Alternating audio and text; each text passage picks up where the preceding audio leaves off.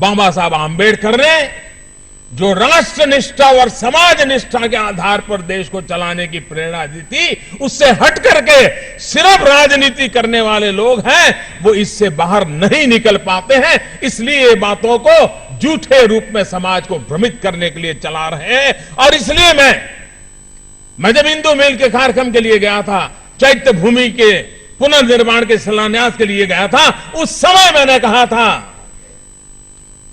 खुद बाबा साहब आंबेडकर भी आकर के आपका ये हक नहीं छीन सकते।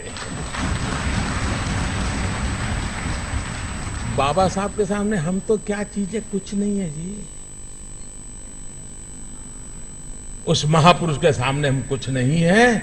और इसलिए ये जो भ्रम फैलाए जा रहे हैं,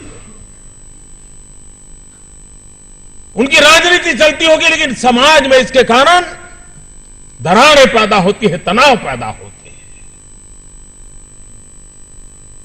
और समाज को दुर्बल बना करके हम राष्ट्र को कभी सबल नहीं बना सकते हैं। इस बात को हम लोगों ने जिम्मेवारी के साथ समझना होगा।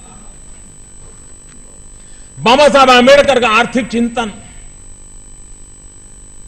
और वैसे तो अर्थवेत्ता थे, उनकी पूरी पढ़ाई आर्थिक विषयों पर हुई और उनकी पीएचडी भी, जो लोग आज भारत की महान परंपराओं को गाली देने में गौरव अनुभव करते हैं, उनको शायद पता नहीं है कि बाबा साहब आंबेडकर की थीसिस भी भारत की उत्तम वैभवशाली व्यापार विश्व को लेकर के उन्होंने पीएचडी किया था, जो भारत के पुरातन हमारे गौरव को अभिव्यक्त करता था।